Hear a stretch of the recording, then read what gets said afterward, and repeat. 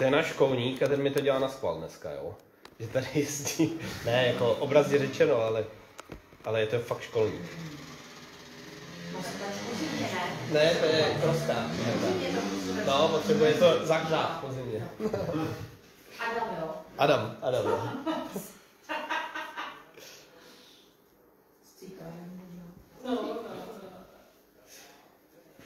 Tak jo, počkáme ještě na ty, co teda přijdou a začneme ať prostě dodržíme ten harmonogram.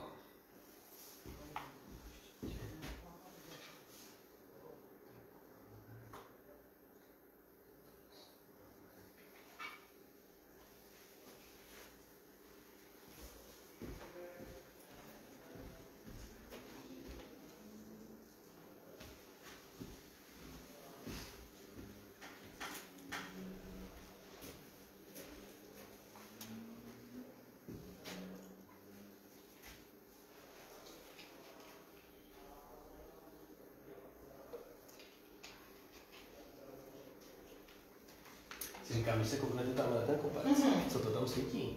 Je to odraz sluníčka, nebo to tam svítí něco? Taková odraz sluníčka. Nebo jestli tam je nějaká svítí. Že jo? No není to ta Štěpánka. Já se jak bys se řekl Příkovice? Ten kostel. Čau.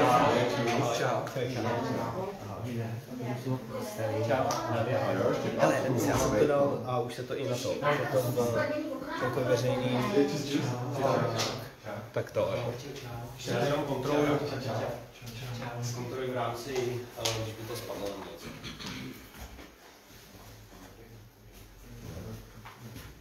Ale když tak ucít vodu, kdyby bylo, nebo to potřeba, tak dobrá. Sejmo to není dneska.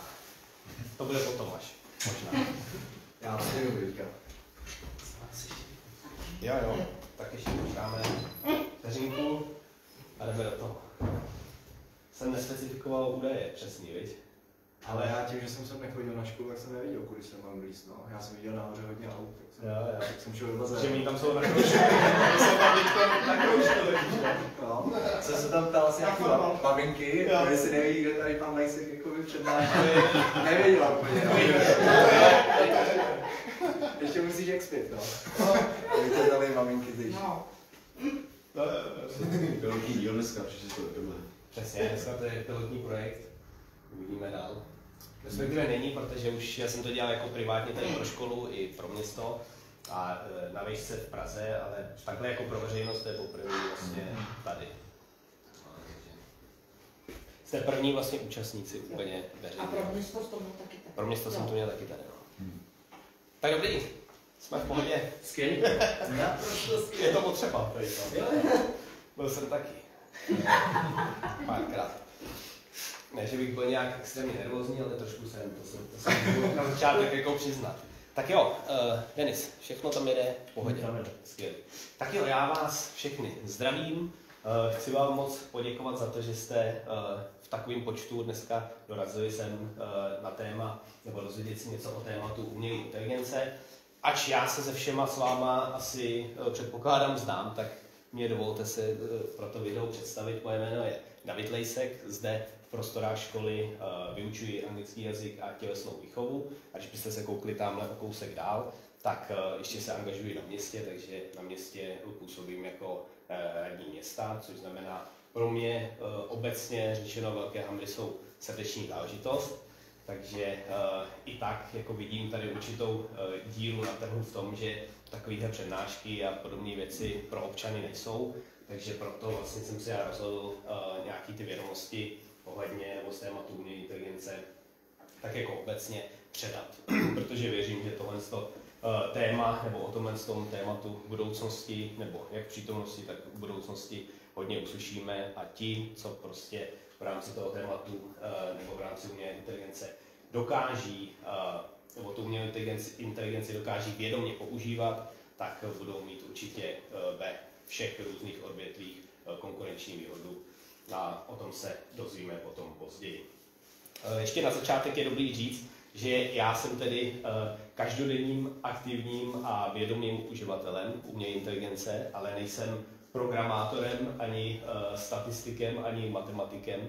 Jo, tak to je důležité říct v tom, pokud by přišly nějaké otázky velmi technologického rázu, tak asi na to nebudu schopen odpovědět, takže bych to nebral jako vědeckou přednášku, ale čistě takovou přednášku pro veřejnost, abyste se dozvěděli vlastně základní znalosti ohledně tohoto tématu. Tak jo.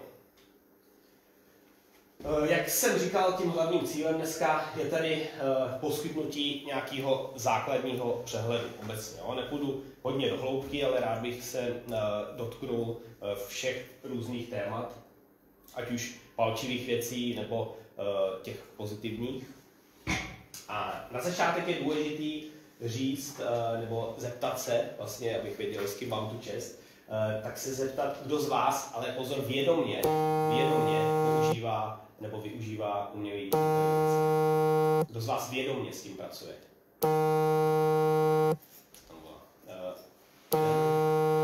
Dva lidi. Vědomě. Kdo z vás nevědomě využívá umělý inteligence? Přesně tak. Je to správná odpověď na to. Myslím si, že, nebo ne, myslím na to vím. Vědomě ji používáte všichni, nevědomě ji používáte všichni, jelikož v průběhu té přednášky se o tom dozvíme více. Jenom mě rozhodilo teď to telefonování. Jsem to měl tak jako hezky jsem se dostal do toho flow a vidíte, jeden telefonát mě dokáže rozhodit. Jedete dál potom. Skvělý. Tak jo, co se týče toho programu, té přednášky, tak v první řadě bude to primárně jako přednáška, ne úplně jako workshop. Jo? Což znamená, to, když jsem to dělal předtím, tak to fungovalo jako workshop s tím, že lidé si přinesli vlastní notebooky a potom byl jsem zaměřený spíš na tu praktickou část, aby jako to obsáhli ti lidé prakticky a prakticky si to tady vyzkoušeli v rámci toho jazykového modelu ChatGPT. Což dneska nebude, dneska to je primárně jako, nebo pojímám to primárně jako přednášku, takže dozvíte se to teoreticky všechno a prakticky si to tedy můžete potom vyzkoušet doma. Ta teorie bude obsahovat, zkusíme si jako definovat umělou inteligenci, řekneme si něco trošku z historie. Určitě bych rád řekl klady umělé inteligence, rád bych ale taky zmínil zápory, protože to je jako důležité zmínit, jaký jsou také etické, společenské aspekty a jaká potom bude budoucnost v rámci umělé inteligence. V další části vám zkusím určitým způsobem demonstrovat ten software ChatGPT, takže vám ukážu vlastně to rozhraní, jak to vypadá, jakým způsobem se s tím pracuje, řekneme si, jaký jsou verze tohoto modelu a nakonec bych se rád, pokud zbyde čas, jak jsem říkal, máme na to 60 minut, tak pokud zbyde čas, tak bych rád se věnoval nějaký diskuzi, aby jsme probrali třeba nějaký témata, které by vás zajímaly. Samozřejmě není problém, pokud byste kdokoliv chtěl v průběhu se mě něco zeptat, tak určitě se ptejte. Tak jo. Tak začneme tedy tou definicí umělé inteligence. Takže umělá inteligence je určitá oblast informatiky, která se tedy zabývá vývojem buď to strojů, anebo programů, které dělají úkoly, jo, které by v normálním případě potřebovaly normální lidskou inteligenci. Což znamená, že v tuto chvíli určitým způsobem doplňují lidskou mysl, pomáhají lidem dělat úkoly, které by normálně oni museli dělat sami. Jo? Takže určitým způsobem tedy simulují aspekty lidské inteligence a když bych to jako úplně zjednodušil, tak vlastně velmi pomáhají při takových rutinních činnostech, pokud se tedy budeme bavit o jazykových modelech. Dneska to, co vidíme, ten boom ohledně umělé inteligence, tak z 90%, to, co všechno vidíte, o čem se baví veřejnost nebo i vědecká komunita, tak se jedná z 90% o jazykové modely, jo? Což znamená nějaké zpracování jazyka. Nicméně samozřejmě není umělá inteligence jenom ChatGPT, jo? To, co vlastně, co v této době to obrovsky tu umělou inteligenci spopularizovalo, ale další samozřejmě modely nebo oblasti, které jsou, tak jsou jak v robotice, samozřejmě v herním průmyslu, kdo hrajete hry, tak jsou tam NPCčka, který non-playing characters, ty hráči, kteří vlastně nejsou hlavními postavami a žijou si tam vlastně takovým svým životem. Samozřejmě pomáhá to v automatizovaném rozhodování a také třeba v prediktivní analýze. Jo? Vím, že kluci, vy jste tady z finančního oboru, tak samozřejmě velkým otazníkem v rámci finančního světa, v rámci investic je to, aby jsme dokázali nějakým způsobem predikovat ten trh, jakým způsobem vlastně se bude vyvíjet a k tomu se snaží ty určitý modely vlastně trénovat, aby do budoucnosti nám dokázaly pomáhat v té správné investiční strategii. Pokud bychom si měli umělou inteligenci klasifikovat, tak klasifikace de facto je jenom dvojitá. Buď to je to úzká umělá inteligence, narrow, nebo strong, silná. Ta slabá nebo ta úzká umělá inteligence se dá jako rozšířit ještě mezi jako velmi slabou, jo, anebo takovou pokročilejší. Jo, což když třeba tam srovnáme Netflix a ChatGPT, tak tam ten Netflix může být jako opravdu slabá umělá inteligence v rámci algoritmu a to ChatGPT, to jsou už složitý neuronové sítě, takže to můžeme říct, že jako v rámci úzký umělé inteligence silná umělá inteligence. Nicméně existuje ještě, nebo neexistuje, ale dá se to ještě rozdělit na silnou umělou inteligenci. To je to, čeho se vlastně všichni v tuto chvíli bojí, což znamená hypotetický vlastně buď to program, anebo robot, který by fungoval tak, jako vlastně člověk. Což znamená, když se podíváte na ten další point, tak samozřejmě lidská mysl v tuto chvíli je schopna abstraktního myšlení, empatie, morálního úsudku i kreativity na takový úrovni, kterou samozřejmě umělá inteligence v tuto chvíli nezvládne. Jo? Což znamená, nemůžeme říct, že by ta umělá inteligence substituovala nebo nahrazovala plně v dnešní době člověka a budu o tom samozřejmě potom mluvit ještě dál. Když bych se ještě vrátil zpátky k té úzký, tak vidíte tam nějaký aplikace, myslím si, že kdo máte třeba Apple, tak máte toho pomocníka Siri, kdo posloucháte muziku, tak je to třeba Spotify, kdo koukáte na filmy, v rámci algoritmu je to Netflix, nebo ten ChatGPT jako jazykový model, s kterým budeme dneska pracovat, nebo to může být třeba autopilot v Tesle. Je to vlastně všechno to, co jsem i definoval vlastně předtím, tak to se týká úzký, narrow nebo slabý umělé inteligence. Jo, ta silná v tuto chvíli neexistuje. Tak, skvělý.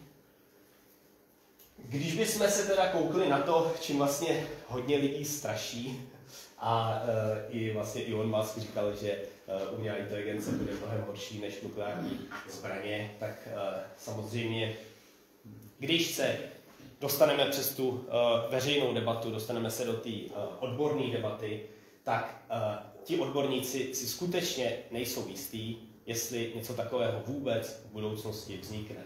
Jo? Samozřejmě jsou různé oblasti, které to můžou ovlivnit, ať už to bude financování různých států, jakým způsobem do umělé inteligence budou dodávat finanční prostředky. Jsou to technologické výzvy. Jo, z historie víme, že pokrok, který vlastně v posledních 20 letech jde abnormálně nahoru, tak ten pokrok není z historie, víme, že není lineární, což znamená, není takto, ale může se takto zastavit. Jo? Což odborníci skutečně predikují, že silná AI, jako robot mezi námi, který bude schopný dělat a schopný přemýšlet tak přesně, jako přemýšlí normální člověk, se vůbec vlastně v budoucnosti nemusí stát. A když se to stane, tak říkají několik desetiletí až třeba století. Jo, takže skutečně, ač to vypadá, že ta technologie jde obrovsky jde dopředu, ale že by se toto stalo, že by vlastně ten systém se sám uvědomil a že by vlastně nás ovládnul, tak se toho v tuto chvíli nemusíte bát. Jo? Ono, až pak uvidíte ten ChatGPT, tak se vám to bude zdát jako strašně, mně se to z prvopočátku zdálo strašně dobrý, strašně jako výborný, ale když se potom o to začnete zajímat, tak zas tak složitý to není. Jo? Vysvětlíme si později. Tady jsem si připravil v rámci ChatGPT 4.0 a doplňku DALL-E jsem si vytvořil, jak by vlastně mohlo vypadat, když by nás nějaká ta umělá inteligence ovládla v budoucnosti. Toto je tedy generovaný jazykovým modelem. To jsi teda vygeneroval sám? To jsem si vygeneroval sám, ano. Tam vlastně ten prompt nebo ten požadavek tady u tohohle byl, ukaž mi, jak by mohlo v budoucnosti vypadat, když by nás ovládla umělá inteligence. Myslím, že tak to bylo. No, tak takhle vlastně on si to představuje. Nebo ono.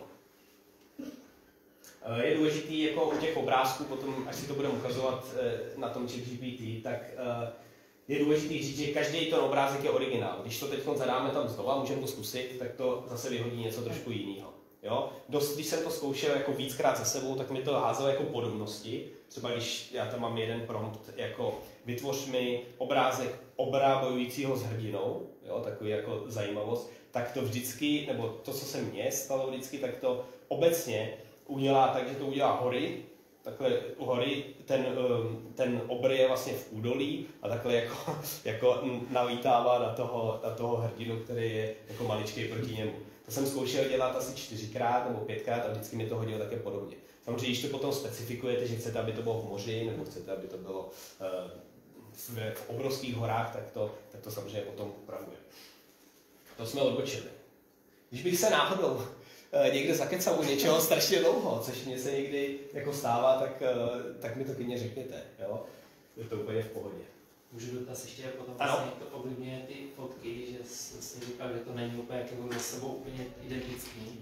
Může to být právě tím, že třeba některý lidi tam jdou a řeknou, chci, aby to bylo v moři, tak už to samozřejmě asi počítám zpětně i ovlivňuje to, že když si za den zadáš to samý, tak vlastně po chvíli ti to hodí třeba nějakou, já nevím, tam kalušky do okolí, ne? Že jako to jo, ono se to učí, jako samozřejmě z těch promptů, co my tam i zadáváme, tak to potom budu i se bavit o té kritice, jakou to má, tak samozřejmě ono se to z toho i učí. Jo, z toho, co my tam zadáváme. Takže pokud tam 100 lidí, nebo 100 lidí asi ne, ale 1 milion lidí třeba zadalo takový prompt, tak samozřejmě ono se to učí z těch dat, ono to vlastně ten algoritmus se učí z těch dat, to, co vlastně by se vám jako obecně líbilo, jo, co by se líbilo, co by to jako lidem mělo vlastně vyhodit. Jo, to je to stejný, dostaneme se teda k tomu, ale zkusím předběhnout, je to stejný jako algoritmus na Instagramu nebo na Facebooku, když vlastně začne mladý puberťák se tam kouká na polonahatý holky, tak vám to bude furt házet polonahatý holky. Když se budete koukat na historický videa o nacismu, tak vám to bude házet, nebo volajkujete ty videa, tak vás to načte a začne vám to jako personalizovat tak, že vám to vlastně tímhle způsobem začne házet ty videa takhle. Takže určitě ano, učí se to z těch dat, co my tam vkládáme. Jo, ale ono to vychází, já o tom potom budu mluvit, jo, ať se u toho tolik nezastavíme. Historicky, úplně rychle prolítnu, protože to je vždycky takový nejvíc nezáživná věc v rámci přednášky, tak první model neuronu nebo první koncept neuronové sítě, na kterým je postavená umělá inteligence, byl už v 50. letech. Jo? Vidíme tam nějaký termín umělá inteligence, nicméně vědci měli obrovské očekávání v 70. 80. letech od toho, že ta umělá inteligence bude dobře fungovat.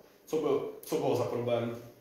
Byl problém ten hardware. My jsme skutečně v tu dobu byli malý datový soubor, nebo bylo malý úložiště, tím pádem vlastně ta umělá inteligence dělala jenom maličký úkoly a nemohla být tak rozvinutá, jako je teď.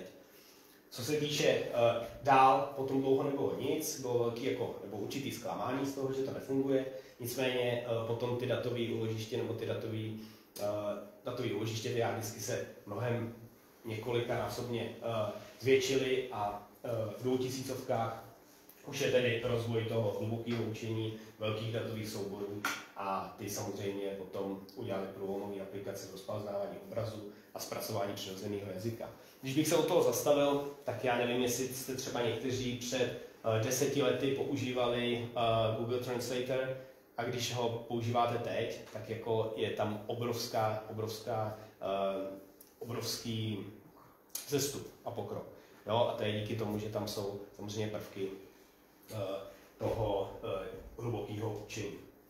V dnešní době, dneska, správně jste se všichni přihlásili a řekli jste, že vlastně nevědomě používáme umělou inteligenci všichni, tak jak už jsem říkal, může to být pomocníci jako Siri nebo Bixby, u Samsungu, Google Assistant, personalizované feedy na Facebooku, Instagramu, což to je, když koukáte na ty reelsy, tak jak jsem říkal, když to lajkujete, tak vám to hází. Vlastně bojuje to o tu vaši pozornost a o ty vaše dopaminový štěstí, nebo ten hormon, který je za to zodpovědný, tak je dopamin a ty personalizované feedy vlastně dělají to, že vám se to jako vás uspokojuje, že jste u toho a snaží se to vlastně vás tam držet co nejdéle, jo? Tak aby mezi toho hodili nějakou reklamu a vy jste tam strávili co nejvíc času, jim to vydělalo co nejvíc peněz.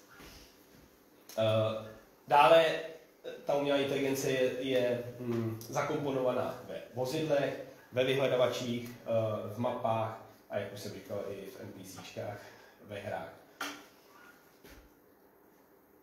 Mimochodem tady tím si děti někde nadávají ve škole. Nevím, jestli si Mirko to zaznamenal a říkají si, ty jsi NPCčko. Tak to je, kdybys abys věděla do budoucnosti, tak NPCčko je to dítě, který se jako nezapojuje moc a je takový v rohu a tak jako žije si svým životem. Tak desný trošku. Tak kdyby ti někdy řekli, což tobě teda NPCčko ne, zrovna tobě teda ne, že ty jsi velmi akční, tak já třeba někdy nejsem tak akční, tak by mi mohli říct, jako, že to je NPCčko. Takže pro ně to je jako nadávka. Taková vsuvka.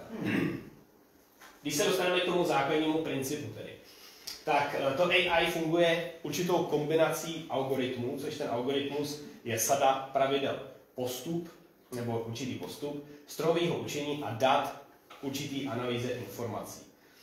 Z těch dat se potom ten model učí a na základě těch dat a na základě toho, jak se ty informace naučil zpracovávat, tak provádí vlastně inteligentní rozhodnutí. Jo? Ty možnosti, které jsou, nebo u těch principů, tak máme třeba strojové učení nebo deep learning. To strojové učení, to je klasická analýza dat. Jo? Rozpoznávání vzorů pomocí algoritmů, což, jak už jsem říkal, Netflix nebo Instagram. Všimněte si, když si založíte poprvé Netflix, tak první, co to udělá, tak po vás chtějí, vyberte si 3 různé filmy, které by se vám tam líbily.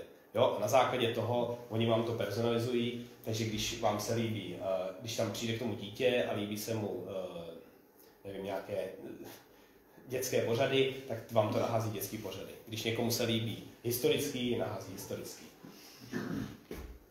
To je zavřený? Jo. Jo. Nebo nevím, Denis? Ne. Tak to prostě otevřu. Ještě někdo dorazil. Jo. Manželka. Manželka. Nepřišla z kosmetiky, Z práce. Že manželka chodí. Tak jo, to další, co je, tak je to více pokročilý, tak to je tzv. Hluboký učení nebo deep learning. Na tomto principu je založeno to ChatGPT, což jsou skutečně hluboký neuronové sítě, které vlastně simulují lidský mozek. Fungují podobně jako lidský mozek.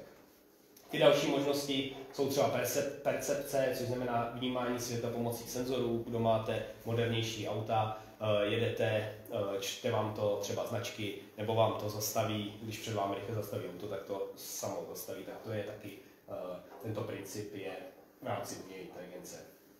Těch principů je spousta dalších. Jo, čas je dobrý. Když bychom se teď přímo zaměřili na... Ahoj. Já jsem říkal, jestli jsi nepřišel z kosmetiky, víš, od týmky. Ne, z nemocnice. Jo. Dobrý. Když bychom se podívali na ten jazykový model ChatGPT, který vám potom demonstruju, tak jak vlastně se získávaly ty data, nebo jakým způsobem ten proces v praxi fungoval. Tak v první řadě byl za začátku sběr surových dat, jo, z různých zdrojů. Tady to byl zdroj internet. Jo, což znamená, dostalo se tam obrovské množství dat. Čím více dat, tím samozřejmě tím ne, že by ten systém byl potom přesnější, ale byl by více obsáhlejší. Jo. Ty data potom následně se určitým způsobem předzpracovávají, což znamená, jsou formátovaný určitým způsobem. Potom ten model je trénován těmi vývojáři, což znamená, že ten model se trénuje, analyzují se data, učí se z nich vzorce a určitý vztahy. A následně to, co je důležité, než oni ten model vlastně vypustí buď to u nějaké soukromé společnosti, anebo v rámci toho ChatGPT, než to spustili veřejnosti, tak se ten model testuje a validuje. Což znamená, validace znamená to, aby ty data, který vy tam zadáte nějaký prompt, vyhodí vám to nějaký data, tak aby ty data byly jako správný a neházelo to hlouposti úplný. Jo? Což znamená, že se ověřuje tedy jeho přesnost a spolehlivost. Samozřejmě i v rámci toho ChatGPT někdy, když tam zadáte ten prompt, ten požadavek, tak vyhodí to skutečně někdy nějakou blbost. Jo? Což je důležitý ty informace o tom ne úplně rychle replikovat, ale je důležitý si je, pokud jde o důležitý životní rozhodnutí třeba, tak si je ověřit. Nevěřit tomu na 100%. No a následně tedy ten hotový model je implementovaný a je použitý k provádění úkolů, jako jsme říkali, může to být predikce, automatizování rozhodování, rozpoznávání vzorů a další. Takže pak už je hotový model. Tak to tedy stručně k tomu, jakým způsobem to funguje, jakým způsobem vzniká. Tady toto je taky vygenerovaný umělou inteligencí, to jsem zadal, jako jak může vypadat vlastně tvoje serverovna, nebo jak může vypadat to, kde máš uložená data, tak tady vlastně bylo to, jakým způsobem, nebo jak to může u té serverovny u nich vypadat. Když se podíváte potom na oficiální obrázky některých organizací velkých, jako je Google a podobně, tak to skutečně takto vypadá. Tam nemají ty data uložené. Co se týče budoucnosti v oblasti AI, tak já bych se teď zaměřil na dvě oblasti budoucnosti. Jedna bude určitá terapie a druhá bude v rámci generativního designu, takže ve stavebnictví, a potom ještě tady mám v rámci zdravotnictví. Jaká může být budoucnost AI? Tak to první se snaží samozřejmě vyvíjet ti vývojáři systémy, které jsou schopni rozpoznávat, interpretovat a reagovat na lidské emoce. Což může to být v podobě nějakého vlastního terapeuta, chatbota nebo sociálního asistenta. U tohohle z toho tématu, já když jsem o tom přemýšlel, tak v dnešní době je velmi moderní, nebo obecně tržně se předpokládá, že do budoucna bude důležité, aby byli nebo ti lidé by měli na technické obory, nebo na obory v oblasti IT, nebo na nějakou strojařinu a podobně. Ví se do budoucna, že těch lidí, co na to chodí v tuto chvíli, je opravdu strašně hodně. Jo? Což znamená, začíná tam třeba v oblasti IT začíná být obrovská konkurence. To, abyste se tam nějakým způsobem dostali mezi špičku nebo mezi aspoň průměr, musíte být opravdu dobrý. A dost dneska ty humanitní obory, jako je filozofie, psychologie a podobně, tak jsou určitým způsobem upozadňované. Tak je dobrý říci, že v budoucnosti tomu úplně tak nebude, protože ti programátoři, kteří budou vyvíjet vlastně ty modely, kteří budou v podobě terapeutů, nebo ty programy v podobě terapeutů, tak budou potřebovat dostat ty data, který budou znát ale ty lidi, kteří studují tu filozofii a psychologii. Jo? Takže to, co na tom vlastně chci říct, je to, že díky tomu obrovskému rozmachu té umělé inteligence to může způsobit to, že ten trh se jako dost bude takhle jako točit a otáčet. Jo? Takže nelze v tuhle chvíli jako úplně predikovat, jaký obor je do budoucna nejlepší. No, protože může se stát, že máme David, který je třeba jako i investiční poradce nebo dělá ve finanční správě, tak ten robot, který dokáže predikovat prostě ty trhy, tak vám dokáže poradit lépe, než člověk, který se to naučí a který vám to portfolio nějakým způsobem udělá. Dokážete si představit, že byste mluvili do programu nebo robota? Ne. Nedokážete? Já si myslím, že pro někoho to třeba může být právě osvobozující a lepší, protože někdo prostě má problém někam jít. jo, pokud má nějaký psychický problém. Já jsem to nikdy nezažil, mně se to netýká, takže nevím, jaký to je, ale věřím, že když to někdo má, tak může být pro něj velmi dobrý, že má nějakého takového pomocníka v rámci počítače, nebo může to vypadat i v budoucnosti jako takový robot. A jako v této oblasti, nebo v této oblasti si myslím, že to může být velmi dobré. Samozřejmě na druhou stranu to může být i velmi zneužitelné. Jo, to je důležitý říct. Další oblast budoucnosti v oblasti AI, která může být, tak je to, co se mi velmi líbí, nebo to, co mě zaujalo, tak je výzkum takzvaného generativního designu, což je takzvaná automatizace procesu návrhu.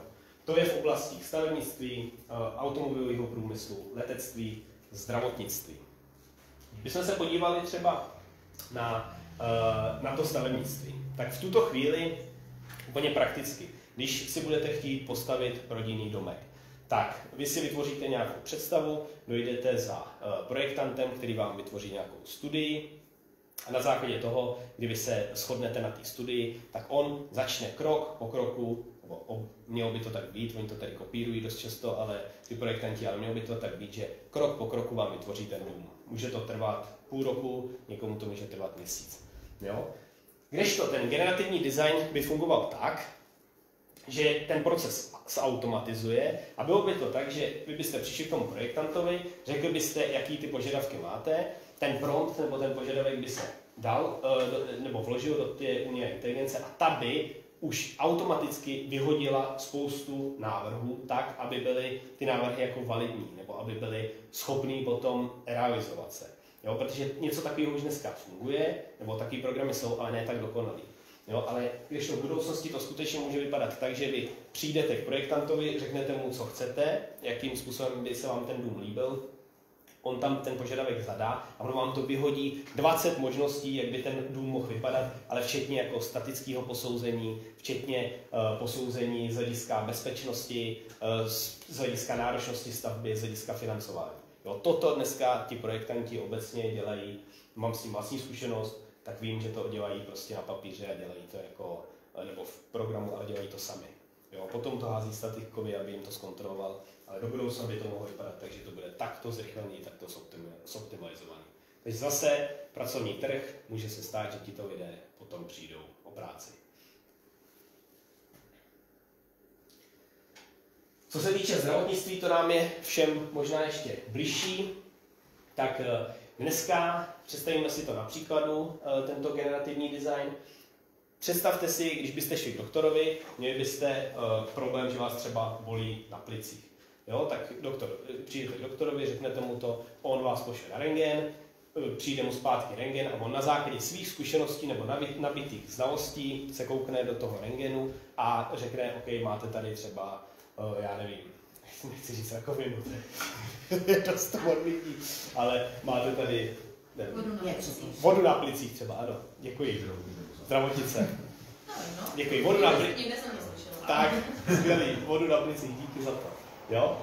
A ten doktorál vychází tady ze zkušeností. Kdežto, když bychom se bavili o tom generativním designu u té umělé inteligence v rámci zdravotnictví, tak by to vypadalo tak, že vy tam přijdete, on vám ten rentgen udělá stejně, ale ten program to zhodnotí podle dalších milionů snímků a hodí vlastně tomu doktorovi, co by to mohlo být jako za kontraindikaci, nebo co by to mohlo být za problém. Tím pádem ten doktor má více možností, snižuje se tam potom chybovost, jo, a má vlastně inspiraci, nebo má už podklady k tomu, jak se rozhodnout a říct vám vlastně to správné řešení v rámci té léčby. Jo. Takže tohle jako si myslím, že je obrovská výzva do budoucnosti a obrovský benefit i v rámci prostě zdravotnictví a v rámci obecného well-being nebo toho zdravotního stavu lidí. Můžu? Ano. Nad školstvím jsi se zamýšlel třeba. Na školstvím jsem se zamýšlel. Jo. Jak to, jako, co se týče... Jako, že by byl místo tebe tady. Jako je to, určitě jsem se nad tím zamýšlel. Já tady teď píšu diplomovou práci, ale nemůžu to teď říkat do videa, ale samozřejmě ani nepotvrzuji, ani nevyvracím, že si s tím někdy pomáhám. Jo, takže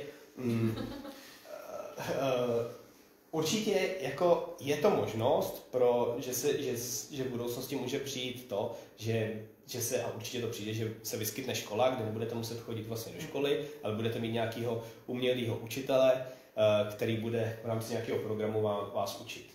Věřím, že ten učitel nebude mít blbou náladu nikdy, bude to dělat konzistentně, nebude do toho dávat osobní nějaký invektivy, bude fungovat absolutně jako integrovaně v rámci toho, jak je naprogramovaný, což člověk nemá. Ale druhá věc, dostaneme se k té druhé věci, což je to, že se absolutně ztratí samozřejmě ta sociální interakce. No, chci se zeptat, jestli si bude umět poradit s tím, že ty děti jsou různé, že jo? Se všemi těmi poruchami, které máme. Jo, jestli no.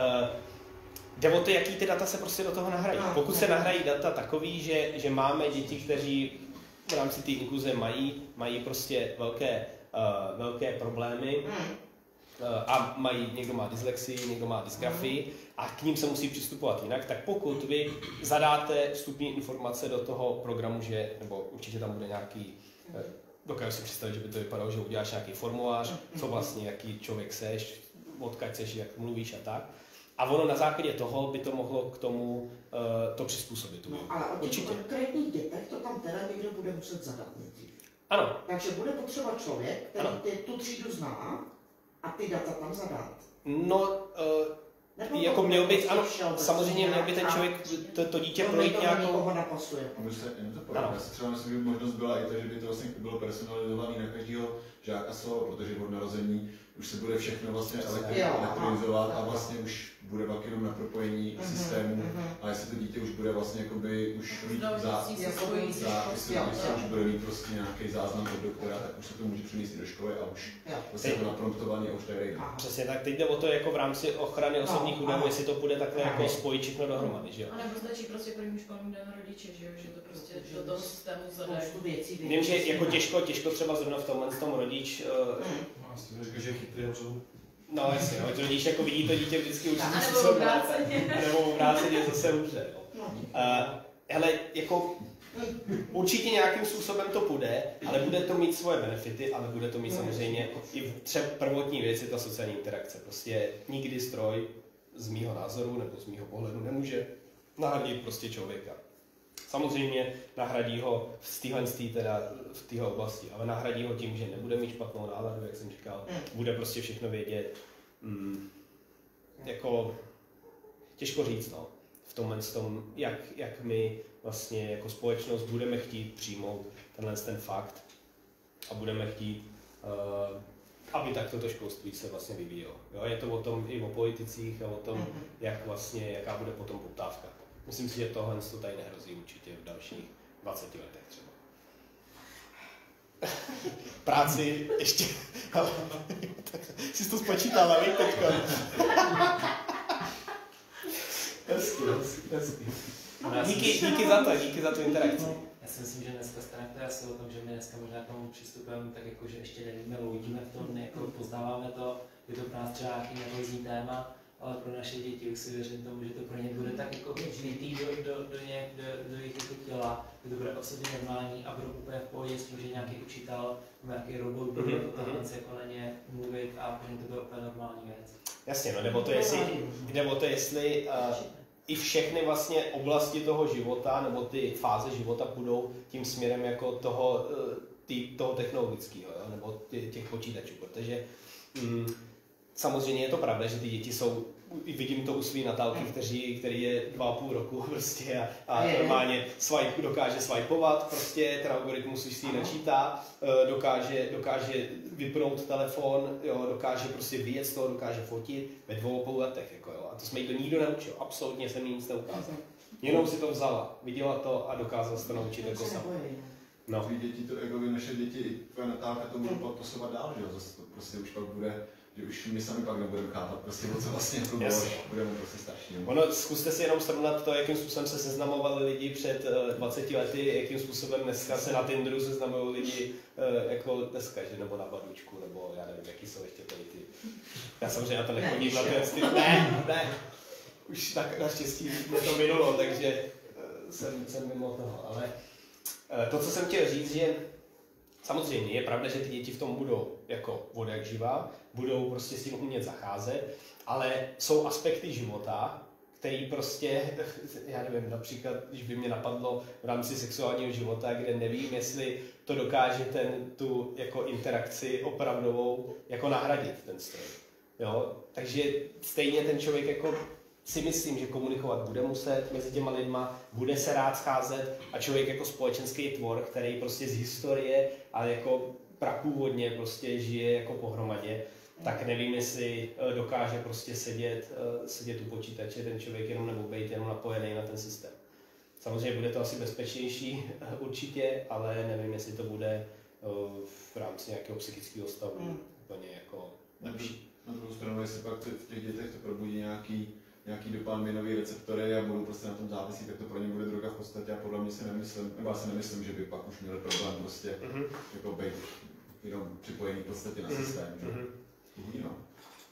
Proto je důležité asi s tím pracovat. No. Protože chci říct si ty rizika, aby jsme se vlastně nestali. Takže já jako z mých zkušeností si myslím, že bych nechtěl se stát úplně otrokem z toho systému a bral bych to skutečně jako dobrý doplněk a ne jako prostě nahrazení vlastně těch věcí, na které jsme v tuhle chvíli zvyklí. Z mýho jako pohledu. Tak jo, bylo to také dostatečný, můžem dál. Skvělý. Díky moc za ty vsuvky, to skvělé.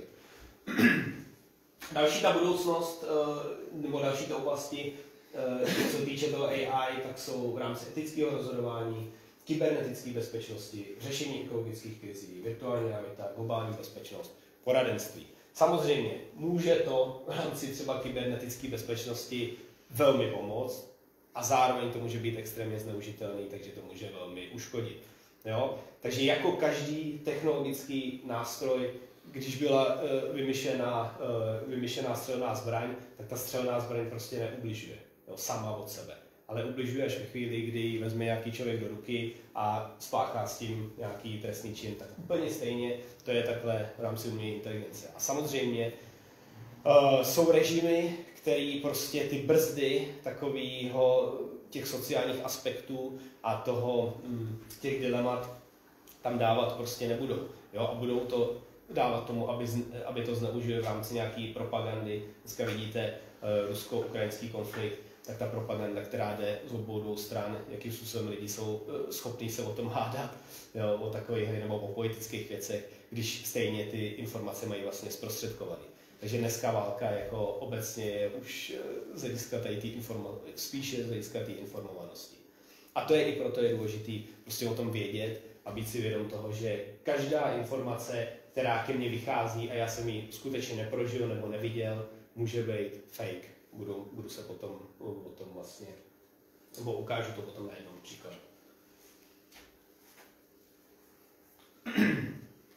Tady jsem si dovolil připravit nějaký základní úplně aplikace, které byste mohli v rámci umělé inteligence využívat. Vidíte tam třeba Grammarly, což je, kdo třeba někdy pracujete s anglickými texty nebo narovaný nebo podobně, tak to Grammarly vám vlastně nabízí návrhy nebo korektuje vám psaný text. Potom je, troufám si říct, lepší překladač než Google překladač, tak je třeba ten DeepL, nebo to je aplikace Spotify na přehrávání muziky, personalizované písničky, které se vám líbí, nebo to může být YouTube Music, nebo to můžou být další. Potom třeba, kdo byste v rámci vaší práce, můžete si to klidně vyfotit, jo? Nemusíte to si psát. Kdo třeba tvoříte prezentace, jako já, jo? Určitě, Mirko, ty třeba tvoříš prezentaci pro žáky, tak je superová aplikace Gamma App. Jo? Dělal jsem s tím už některé prezentace, dělá to velmi dobře, nicméně vím, že tam je nějaký, abyste s tím mohli pracovat mnohem více, tak je to úplně stejný jako u ChatGPT. Musíte si koupit tu prémiovou verzi, musíte tam mít nějaký poplatek. Dobrý říct, nikdo to nedělá pro dobrovolnictvo a všichni to dělají pro zisk. Jo? Takže všechny ty aplikace, které chcete mít jako lepší a aby měly vlastně všechny ty dovednosti, tak musíte tam zaplatit nějaký poplatek. Třeba si myslím, ale že třeba OpenAI, vlastně, když Altman vlastně byl odejít z správní rady OpenAI, tak on tam byl se dovedený zpátky v podstatě, ale tam se řešily řešili etické otázky, ale i hlavně to, že to nikdy nemělo být spoplatněný, což oni nedodrželi a teďka se Musk s nimi bude soudit, že se nedodrželi. Přesně, ten konflikt tam je, no. Hold prostě peníze vládnou světem, no, a jako, když vytvoříte a vidíte, jak moc to je mezi lidma užívaný, jo, což to ChatGPT, vám to potom ukážu, jak já to OpenAI má vlastně roční obrat, tak když vidíte, jakým způsobem to používají, tak to prostě uděláte, no. Jako, těžko se jim jako divit. Další, co jsou, tak určitě, kdo jezdíte autem, tak máte Google Maps nebo Waze, což optimalizuje trasu i díky tomu, že to vlastně vyhledává. Je to, třeba ten Google je propojený vlastně s Google účtama a když máte zapnutou polohu, tak vidí, že vy jste třeba dlouho v nějaký zácpě a kdo jezdíte po Praze, tak vidíte, že vám to ukáže třeba zdržení o 25 minut, vidíte, že tam je červený vlastně taková linka, jak dlouhá ta fronta je. A aniž by ty lidi to jako nahlašovali, že to tam je, tak ono si to samo přečte tím, nebo zanalyzuje to tím, že tam trávíte hodně dlouhý čas. Jo? Takže super ten Waze nebo ty Google Maps jsou prostě k optimalizaci, že to objedete a zachrání vás to třeba, když jedeš na schůzku. Potom jsou ty generativní umělé inteligence v rámci toho jazykového modelu, tak to máte třeba to, co budeme tady, nebo to, co si ukážeme, tak je ten ChatGPT, nebo to je Microsoft Copilot, nebo to je Talk AI a to vlastně funguje k vedení konverzací, odpovědi na vaše dotazy, pomoc s vaším rozhodováním ohledně nějakých témat a podobně. Potom jsou aplikace na tvoření obrázků na základě vašeho požadavku, tak to je třeba DALL-E, což je jako doplněk součástí ChatGPT, nebo to může být Midjourney.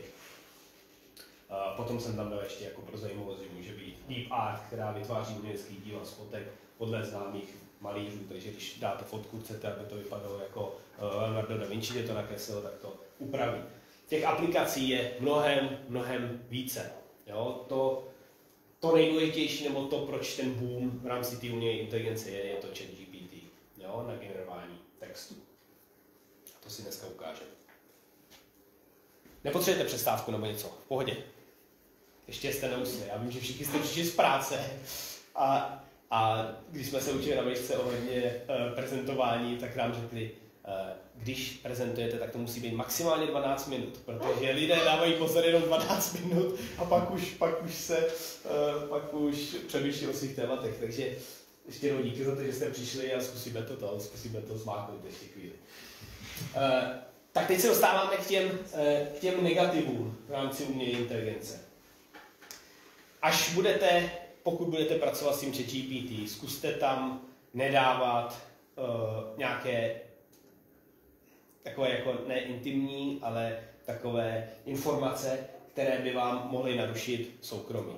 Jo? Samozřejmě oni mají napsaný v tom ChatGPT, že ručí za vaše soukromí, ale těžko říct, jakým způsobem je to potom přeprodávané. Jako jo. Takže já bych tam osobně jako nevkládal věci, které by vám mohly narušit určitým způsobem soukromí. Každý se k tomu můžete, nebo každý se rozhodněte sám podle sebe. Jak už jsem říkal, je tady určitý etický dilema toho, že ta umělá inteligence bude zneužitá. Jo, dneska už to je, jako jsou drony, které prostě dneska válka dost třeba na té Ukrajině se vede pomocí dronů. Samozřejmě vozidla, když budete mít Teslu, do který se někdo, nedej bože, což je skoro nemožný, ale stát se to může nabourá, tak si může udělat prostě teroristický útok. Další problém, co je, tak to prohlubuje, ty algoritmy prohlubují vaše vyhraněné názory. Zkuste si všimnout třeba u politických stran, když jsem z té politiky trošku, tak když se na to zaměřím, tak jedna strana si říká Pražská kavárna, jedna strana si říká dezoláti. Ty dezoláti se podporují sami mezi sebou, ta Pražská kavárna se podporuje také sama mezi sebou a nikdy neberou ty názory těch ostatních. Ta společnost je takto polarizovaná. Není to jenom tím, že by ty lidé měli jako konzistentní absolutně názory, bez toho, aniž by jim to někdo ovlivnil, ale ty algoritmy vám ty názory vlastně vyhraňují, jo? Což znamená, ještě vás přesvědčují o tom, že ten názor je správný. Což znamená, hází vám to prostě různý články, které potvrzují váš názor. Vidíte, že jste jako v té sociální bublině, kde ti lidé prostě mají podobný názor a připadáte si, že to je jenom jeden ten správný názor. Jo? Tak určitě je dobrý, jak už jsem říkal, přistupovat ke všemu, co se k vám dostane, jakákoliv informace z internetu, jo? Tak je dobrý k tomu přistupovat tak, že to nemusí prostě být pravda. A můj názor je ten, že hádat se, a vidím to mezi lidmi, hádat se o těch konfliktech, co jsou teď jako Ukrajina a Rusko, nebo hádat se o tom, jaká strana je lepší a mít kvůli tomu rodinný hádky a podobně, mně připadá úplně jako špatný a nesmyslný, protože dá se to rozbít tím argumentem, každý argument se dá rozbít tím, že řekneš, ty jsi tam prostě nebyl, ty jsi to neviděl. Ty se k tomu pouze přikláníš a přikláníš se k tomu z nějaké své zkušenosti nebo z toho, jakým způsobem máš nastavený vlastně svůj život a přikláníš se k tomu, takže tím pádem jako nelze říct, že ty máš jako pravdu. Nelze říct, že je něco skutečně v tuhle chvíli pravda. Já jsem i nedávno před 2 dněma jsem se bavil s jedním právníkem a bavili jsme se o umělé inteligenci a ten mi říkal, že už v tuhle chvíli se nedá třeba jako video, kde jste jako pachatel nějakého trestného činu, se nedá vzít jako 100% důkaz dneska. Jo? Dříve, před 10 lety, video, když jste byl vidět někde na videu, tak je to jasný důkaz, nemáte šanci obhajoby. Jo? Ale dneska už se to skutečně dá napadnout. Jako konverzace a podobné věci, které jako strašně jednoduše se dá dneska zničit někomu pověst nebo život, tak skutečně to nebrat jako fakt, ale brát to velmi s rezervou, protože prostě tenhle nástroj se dá tímhle způsobem jako extrémně zneužít. Takže tohle z toho jsem k tomu chtěl říct. Další věc je takzvaný deepfake. Jo? Fake rozhovory z politiky, fotky, upravené fotky. Já vám potom ukážu za chvilku Andreje Babiše, který nabízel obrovskou investiční příležitost se 100% výnosem přes noc. Nemusíte dělat vůbec nic, jenom tam dát 6 000 korun. Tak to vám za chvilku ukážu jako video. Potom vám ukážu ještě článek, nebo rád bych se pobavil o tom zneužití, to se týká, kdo máme dcery, jako, že já ji mám, tak to se týká toho, že dneska existují boti nebo existují programy, které vám na základě civilní fotografie toho člověka svléknou. Jo? Dělá se to na Telegramu v rámci určitých botů, což jsou takový jako malý umělé inteligence, který mají jako načtený nahý ženy a vy tím, že tam nahrajete tu fotku, myslím, že to umí jenom ženy, ne muže. Jo? Umí to muže, asi tam to beru, jako, že to nevědí, jakou mají asi velikost jako určitě. Jo, tam je to každý jiný. Bych řekl, že skoro stejný. Což samozřejmě pro člověka, který mu je 30, nebo pro ženu, která je 30, to prostě přejde a je s tím úplně v pohodě. Pro mladou holku, který může být 14-15 let, která prostě se jí strašně jednoduše dá narušit její integrita, tak tohle je jako fatální problém, s kterým se my do budoucnosti, jako hlavně ve školství, budeme prostě stýkat a vy jako rodiče, nebo my jako rodiče, bychom měli ty děti prostě nějakým způsobem obrnit vůči tomu, když nějaký prostě hajzlik spolužák to udělá, bude ho to stát pár korunek a ty holce může jako doživotně vytvořit nějaký trauma. Jo, takže to je jako obrovský zneužití a je dobrý prostě o tom vědět. Jo? A ty holky by s tím, pokud máte dcery doma, tak jim to prostě řekněte, že taková věc může hrozit, ať se z toho prostě nehroutí, protože opravdu není to věc, která by lidem měla zničit život. Jo? A je potřeba k tomu tímhle způsobem přistupovat a to riziko znát. No a samozřejmě o tom, o čem už jsem mluvil mnohokrát, tak je dopad na tradiční pracovní místa. Vidíme to už v obchodech dneska jako ty automatické pokladny. V rámci dopravy, kde by mohly být autonomní vozidla, které prostě sami vás budou po Praze vozit. nebo to bude ve stavebnictví, kde bude prostě, může být jednoduchý robot, který natáhne perlinku mnohem 1000krát líp než člověk a absolutní přesností. Jo? Takže a což už takové věci jako v dnešní době jsou, není to úplně běžný, ale v budoucnosti určitě budou. Tak koukneme se teď na toho Babiše.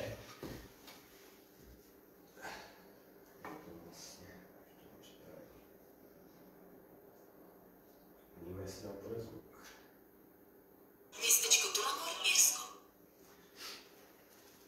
A já věřím, že kdyby to viděla moje babička, tak ta tomu uvěří a pošle tam peníze.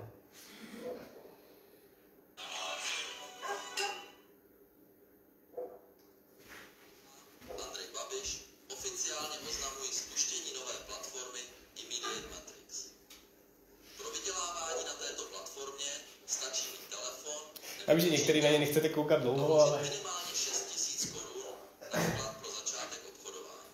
Jo, když si všimnete třeba toho, tu pusu, s těma rukama on asi takhle dělá normálně, ale na té puse... minimálně 2krát.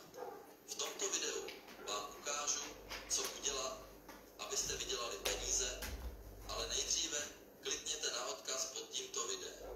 Zaregistrujte se a vložte minimálně nějaký poplatek 6 000 korun, který už v životě neuvidíte, protože se dostane v rámci nebo přemísta na kryptoměnu a zpátky vymahatelnost už je prostě nulová. Je to tam. Takže to je jako důležitá věc, tohle téma. Si myslím, že asi nevím, nechci říct, že by nám mladým to, nebo mladším lidem, nebo že to nehrozí. Že skutečně tím, jak půjde ten vývoj dopředu, tak to bude více sofistikovaný. Zavolá vám telefon, kdy vám zavolá vaše matka, protože jí to načte z telefonu, s kterým ona volala s nějakým chatbotem, jo, aniž by to věděla, a zavolá vám: ahoj synu, prosím tě, pošli mi na ten účet, jsem strašně v špatné situaci, pošli mi tam 5 000 korun. A vy to uděláte, protože ten hlas bude vaší maminky.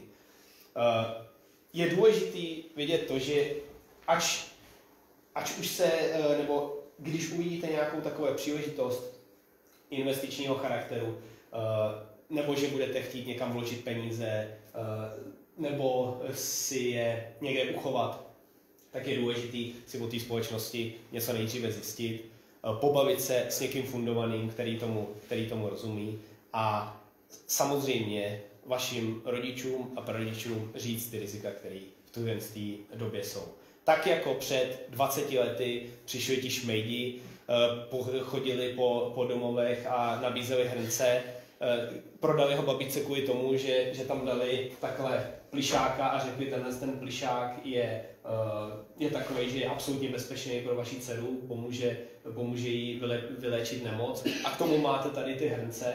Jo? Ty hrnce stojí sice 40 000 korun, ale tohle z toho zajíčka k tomu budete mít zdarma. Jo? A samozřejmě babičky tím, že byly důvěřiví ještě z režimu předtím, tak si to koupili. Moje babička to udělala úplně stejně. Ať jsme jí říkali, nikdy to nedělej, nikdy nic takového nekupuj. Takže je důležitý, myslím si, že je velmi jako důležitý o tom prostě vědět a informovat lidi z vaší rodiny nebo ve vašem okolí o tom, co vlastně to může způsobit, a že vy vlastně o ty prostředky přijdete. Nebo oni přijdou. Další, co to bylo to, o čem jsem mluvil, tak to jsou ty chatboti na ty slíkací fotky v rámci třeba té aplikace Telegram, takže taky už jsme si o tom řekli. Pozor na to, je dobrý o tom vědět, že nějaká takováhle aplikace existuje.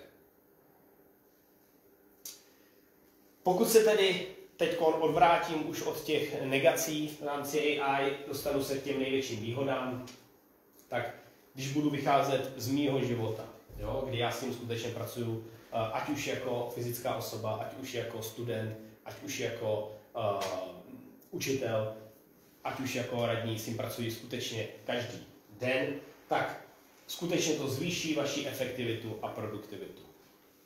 Optimalizuje vám to čas, protože ty rutinní činnosti vám to udělá mnohem prostě rychleji. Podpoří vám to nějaké rozhodování, třeba když teď si studuji o tepelných čerpadlech, tak napíšu ChatGPT, řekni mi, jaký je rozdíl mezi monoblokem a dvojblokem, tak mi to vyhodí nějaké možnosti, já díky tomu mě to pomůže se rozhodnout. Personalizuje to vaše služby, takže to je ta výhoda toho, že když jste na tom Instagramu, tak vám to hází ty videa, které se vám líbí, samozřejmě to má i tu negaci. Může vám to, tím, že vám to personalizuje ty služby, tak se můžete sebevzdělávat, zlepšovat. Může to zlepšit vaší bezpečnosti v rámci ochrany třeba domu, v rámci kamer, rozpoznávání obrazu a podobně, nebo rozpoznávání nějakých objektů a podobně. A další. Co vy si myslíte? Vidíte spíše v rámci umělé inteligence ty klady do budoucnosti, nebo vidíte ty zápory? Abych vás vtáhnul do toho ještě znovu. Já se třeba považuji za technologického optimistu, takže já si myslím, že by to mohlo být dobrý a že třeba dřív, když se vezmu třeba já robot, když vznikal, tak lidi z toho byli přesně, že byli z toho úplně vystrašený, ale já třeba předpokládám, nebo líbí se mi představa, že bych jsme třeba jednou splnili s AI a nikdo neví, co by to třeba mohlo být.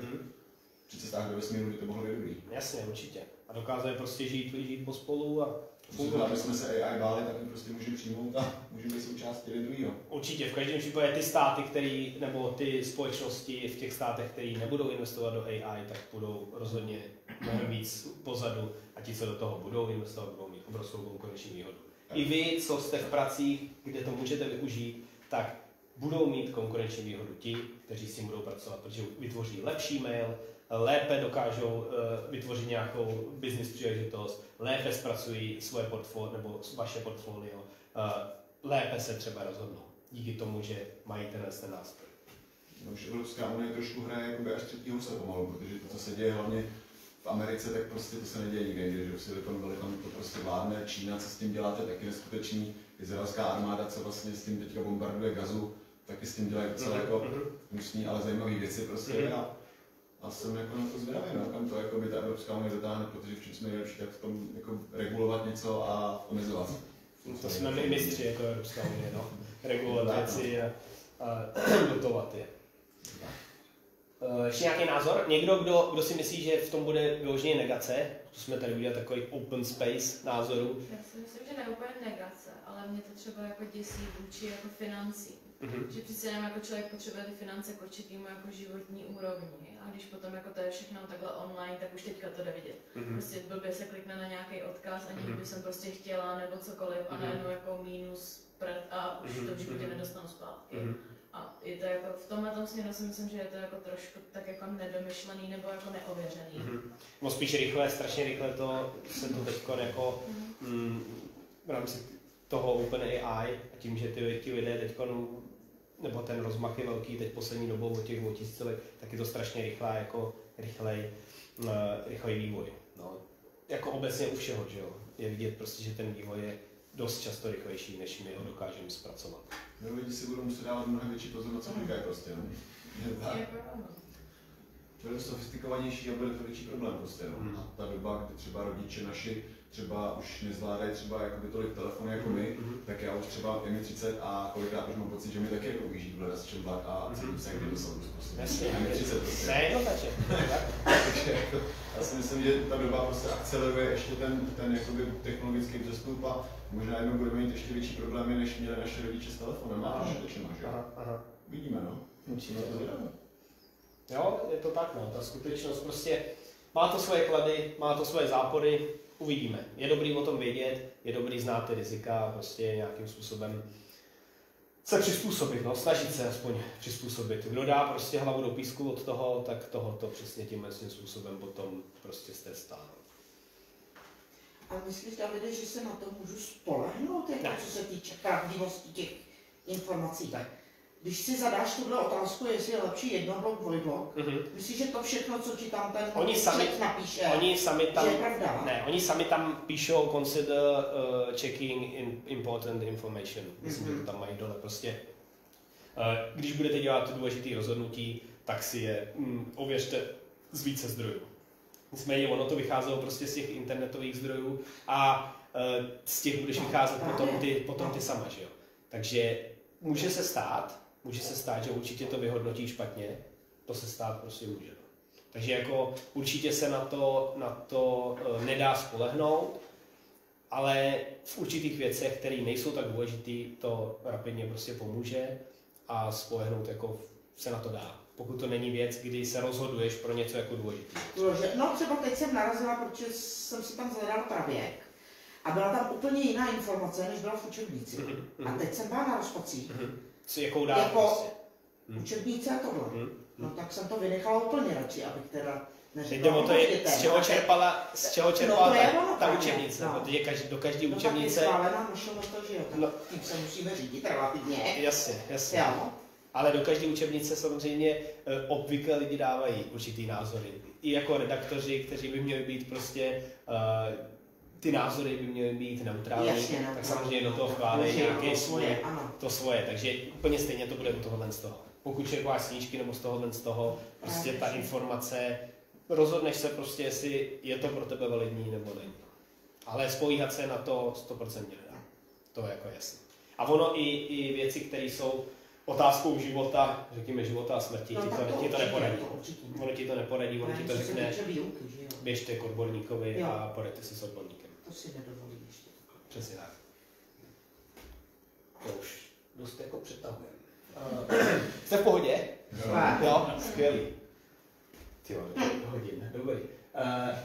Dostaneme se jenom strašně rychle k tomu OpenAI, což je ta společnost, která vlastně má, nebo která je vlastníkem toho jazykového modelu ChatGPT, tak založena v prosinci, už to tady říkal, 2015 Elon Musk a podobně. Důležitá věc, co je, obrat v roce 2023 $2 miliardy. Obrovský prostě, jakože startup, tak obrovský obrat. Jo? Tím, že se na to připojili lidi, zjistili, jak je to dobrý, tak, a udělalo se to potom vlastně placený, ta placená verze, tak proto je tam obrovský obrat, samozřejmě je tam spousta investorů.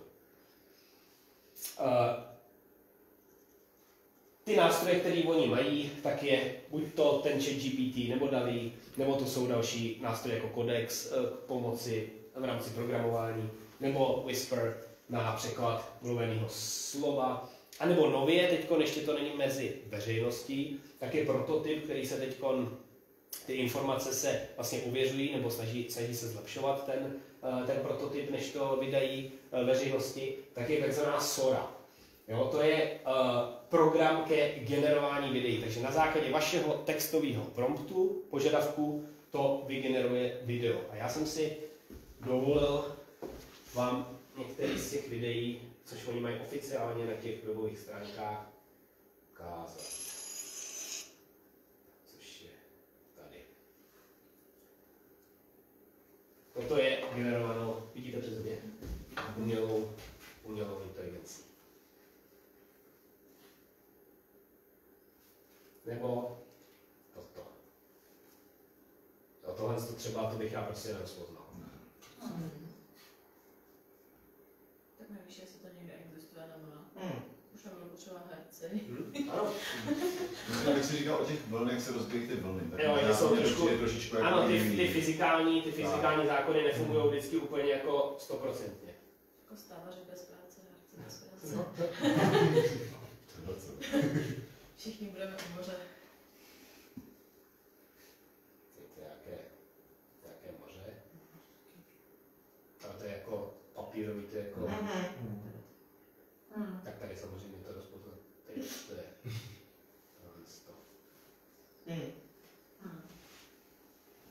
Jo, samozřejmě je to ve vývoji a prostě do budoucnosti nebude poznatelný, jestli to je vytvoření AI, nebo jestli to je reálný video. Takže jenom tak pro zajímavost. Myslím, že v té době bude strašně moc zmatených lidí. Že nebudou prostě vědět, co je opravdu pravda, co ne, jestli vůbec nějaký pravek přesně byl, nebyl, nějaká Kleopatra, co když to bylo fake, všechno. Prostě budou žít v době, kdy prostě máš tady jako herecký výkon a vlastně jako ten člověk neexistuje, že jo. Udělá to prostě bordel v hlavě lidem, no, totální, jako. Prostě jako já budu celý život hledat prostě Brada Pitta, který vůbec neexistuje, že jo. Prostě pravda je pojem Relativní? Relativní pojem jako víc než kdy jindy, že jo? Přesně to je to, o čem mluvím, no, že ani si jako nelze ověřit ty informace. Prostě vy dostanete zprostředkovanou informaci a buď se přikloníte, že to je pravda, nebo není. A když řeknete takový argument vaší babičce s dědou, když se hádají o tom, jestli Babiš nebo Fiala je lepší, tak prostě řekněte, ale ty informace jsou zprostředkované prostě. A celkově se bude muset změnit všechno, i jako školství, že jo, prostě nebude potřeba učit věci, které se učí teď, protože prostě si to všechno najdeš, jako co v tu chvíli chceš ty, kromě čtení a nějakých jako jazyků, tak prostě, no ani ty jazyky už budou. No jazyk už to už bude tak, že budeš mluvit do telefonu a ten telefon to bude. Teď jde o to. Nebo už jenom sluchátko, který ti to bude překládat, že jo, prostě. Nebo to, jestli ten systém fakt půjde tímhle svým směrem, anebo jestli ty lidi potom pak už nebudou mít poptávku a řeknou, my to chceme vrátit zpátky, nám se ten systém prostě nelíbí. Jo, já prostě jsem jako, troufám si přesvědčený ve svém případě, že chci žít spíše reálný život a spíše prožívat jako ten okamžik v rámci reality, než v rámci nějakého... To je spíš taková sranda, no, se takhle jako za to. No, Musk vlastně dělal se první operace toho čipu. Taky zajímavý. Koupil se firmy, které to dělali dřív ještě před Muskem a chtěl jsem si to možná. No, ale to Musk. Musk má prostě dobrý marketing. On i to, co říká všechno, tak ovlivňuje prostě bitcoinový trh, nebo v rámci bitcoinu, ovlivňuje to prostě normálně trhy, což by jako nemělo správně, ale on co řekne, tak to ovlivní celý svět, no. Jako nejbohatší prostě muž a nejvlivnější na světě. Takže tak, no. Já třeba myslím to o tom, že vlastně je to o tom, jak to rychle bude na nás všechno jako hrnuto. Pokud nám to bude dávkováno po malých krajicích, nějaká taková jakoby umělá inteligence a budeme to schopni jako nějak absolvovat do sebe, tak v tu chvíli to pro nás bude snesitelný a budeme si umět žít. A pokud to prostě se všechno vyvrbí a všechno se jako vyvine a všechno najednou bude, tak je pak možná to lidstvo si řekne a to dost, tahle jako ne. Tam je prostě dobrý vědět taky, že vy i už jenom to, že jste přišli sem, tak vy jste lidé, kteří se snaží jako dostávat do sebe nějaké informace a zajímají se o věci. Jo? Což já jako kvituju, já to mám podobně. Ale je spousta lidí, a řekl bych, troufám říct většina, kteří prostě jsou absolutně jako vůči těm informacím pasivní a imunní a těm prostě ten vlak ujede, ať to bude chtít dávkovat po jakýchkoliv dávkách. A což samozřejmě ty vývojáři to dělat nebudou, těm jde prostě o zisk. Jo? Prostě řekněme si to tak, jak to je, každému jde o zisk. Jo? A oni, když udělají nějaký pokrok, tak oni vám to nedají po dávkách, ale oni ho prostě do vás pustí, aby z toho měli jako startup, prostě bylo do toho zainvestovaný a udělali z toho peníze. Takže zase se dostáváme k tomu vzdělání, prostě, že vzdělání a vnímání světa kolem sebe a zajímání se o věci a udržování se v rámci těch trendů je prostě esenciální nebo vlastně úplně strašně důležitý pro vlastně celkový žití. Díky za to. Dostávám se tedy k té demonstraci, k té praktické ukázce toho ChatGPT. Ptal jsem se ChatGPT, řekni mi, jak opravdu vypadáš, tak to vytvořil obrázek, jak on vypadá. Ještě v rychlosti ChatGPT, jazykový model, generativní, vytváříte na základě vašeho promptu nějaký text. Ty verze v tuto chvíli jsou dvě. Jedna je neplacená 3.5, jedna je pokročilá 4.0. U té verze 3.5 vychází z dat před červnem 2021, je tam méně vstupních dat, nevytváří obrázky, nicméně ty odpovědi vytváří mnohem rychleji, protože vychází z menšího počtu dat. Verze pokročilá 4.0, tu mám já, pracuji s ní, poplatek je tam $20, odchází mi nějakých 450 korun měsíčně za to.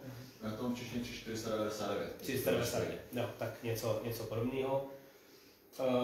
Je více vstupních dat, dokáže pomocí toho nástroje Bing vyhledávat online na internetu, vyhledává nebo vytváří na základě vašeho promptu obrázky, ty jste viděli, tu prezentaci jsem měl plnou těch obrázků.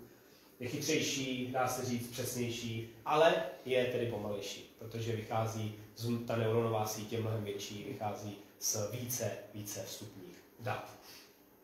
jenom na vás, pro jakou se potom rozhodnete prostě, jestli to platit nebo ne.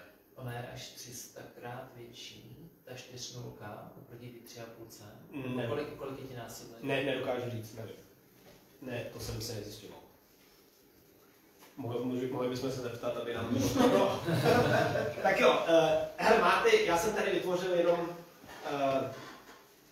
nějaké možnosti, na co bychom se třeba mohli zeptat, jo? Ale já to nechám spíše na vás.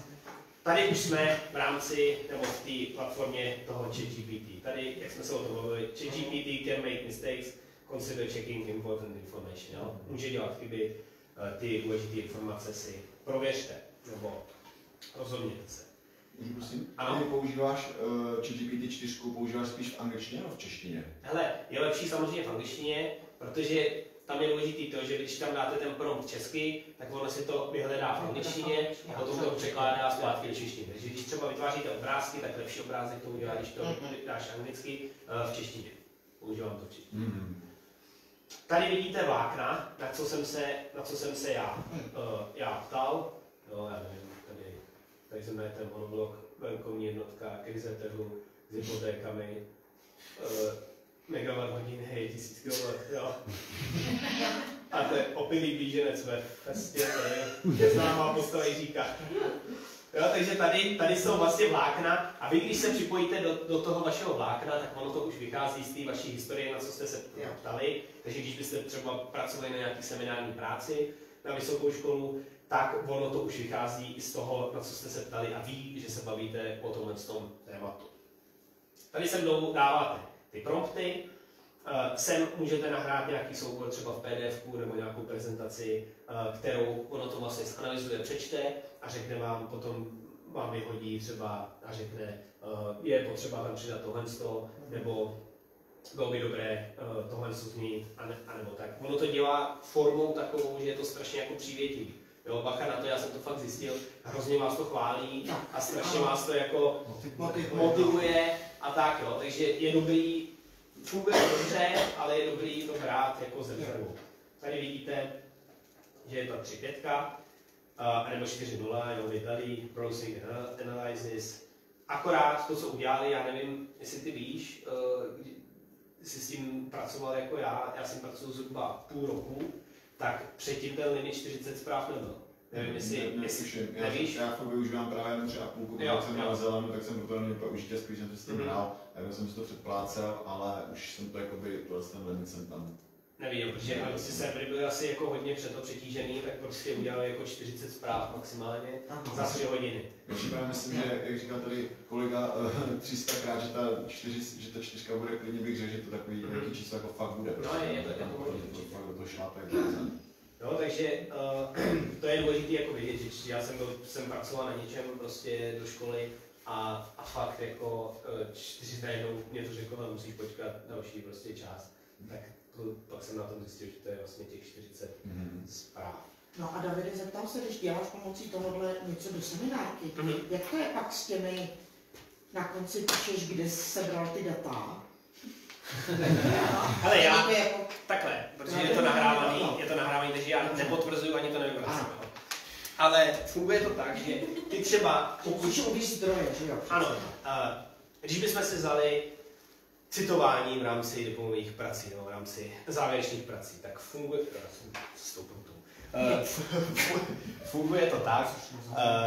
to tak, že vy máte nějakou myšlenku, kterou načerpáte v rámci teoretické části teda diplomu. Máte nějakou myšlenku, kterou vy máte buď to citovat do té práce, takže ji přepíšete, uděláte uvozovky, napíšete zdroj, anebo ji takzvaně parafrázujete, což je většina té práce z parafráze. Což znamená, máte myšlenku, kterou svýma slovama nebo jinak trošku přeparafrázujete do té diplomové práce. Uvedete tam zdroj. Jo? Ale pokud použiješ to ChatGPT, ono to udělá úplně stejně jako ty, lépe. Takže to není zjistitelný prostě, že to v tom, že to bylo dělané umělou inteligencí. Akorát je to jako lepší. Je to více akademický, je to prostě delší, tu parafrázi to udělá lépe. Což znamená jako rutinní úkol v závěrečných nebo diplomových pracích, což je parafrázování, což je to nejhorší vlastně, co na té diplomce na tom nejvíc lidé stráví čas, tak to kdy vy tam ten text dáte, řeknete parafrázuj mi tento text, tak vám to hodí ten text. A má to cenu teda psát ještě nějaký doplňky? No tak, ale jako jde o to, jak se na to koukáš, protože ty pouze urychlíš ten čas, ano, který by si u toho strávila, ale dělal bys to úplně stejně, to parafrázování. Problém nastává v tom, když ty se tou umělou inteligencí jako inspiruješ a chceš, aby ti některé ty věci vymýšlela. Což znamená třeba v praktické části řekneš, vymysli mi výzkum, dej mi tam nějaký data, které nejsou validní a pokud ty to zpětně, ta komise to neprověří, což nejde prověřit, protože to prostě není v kapacitách té vysoké školy, tak to nezjistí. Tak to jako je problém. A to je na každém z nás zase, má to plus a minus, je to na svědomí člověka, jestli je ochoten tohle to prostě přijmout. To není přežitek už tyhle práce všechny, které furt musíme udělat. Ale přežitek podle mě je to už od jak živa, protože vzhledem tomu, že dělám už třetí závěrečnou práci, jednu bakalářku, v životě ji nikdo nepřečet, jednou jenom jsem ji obhájil, MBA práci to stejný a teď mám diplomku a tuším, že to nepřečte nikdo už potom stejně. Jo, takže to je prostě otázka. Ale tohle je nástroj, který pomůže, minimálně v těch parafrázích pomůže extrémně a dokáže tě jako inspirovat třeba tím, že vytvoří ti, použít nějaký téma další, jako jaký téma bych ještě mohl vymyslet, může se tím inspirovat. Jestliže lidi to píšou podle toho, je to nezjistitelný. Dalo by se to, když jako vědecká ta komunikace o tom bavila, když jsem koukal třeba Tomáš Mikolov, nevím, jestli někdo znáte, tak to je člověk, který prostě pracoval na Facebooku, tak ten říkal, je možnost to zjistit, když byste to vzali takhle CTRL-C a CTRL-V nahrávali. Ale každý si to přečte po sobě a ty problémy, na kterých by to mohlo být zjistitelné, co jsou ty jazykový, to, že to prostě neskloňuje třeba někdy správně a tak ty si samozřejmě upravíš. A v tu chvíli prostě úplně stejně jako to vymyslí ta umělá inteligence, to vymyslíš ty. A těžko se to by se muselo napojit do té společnosti, jako ty aplikace, prostě dávat do toho Wednesday, nebo do toho, že zjišťují, jestli to je plagiát, nebo ty plagiátorský programy, tak by museli být napojený na umělou inteligenci, což zase nejde, protože není jenom ChatGPT, je jich zase spoustu dalších. Nicméně, když byste tam napsali, vytvoř mi, dobrý Denis, vytvoř mi, tak se napni. Vytvoř mi diplomovou práci na téma tohle, tak vám to neudělá. Tak jo, jaký si dáme prompt teďko? Co by vás zajímalo? Tak dáme. Ahoj, pozdrav účastníky kurzu o AI, který teď probíhá a řekni, co umíš.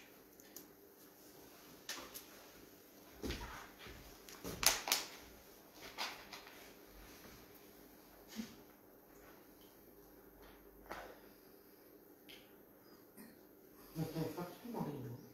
Teď je to pomalý, ale ono jde taky o to, jaký je tady internet, víš?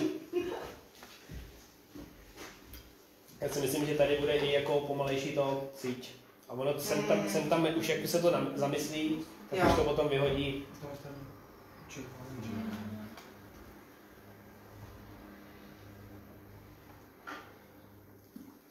Ty jsi nabít? Jde to furt? Jo.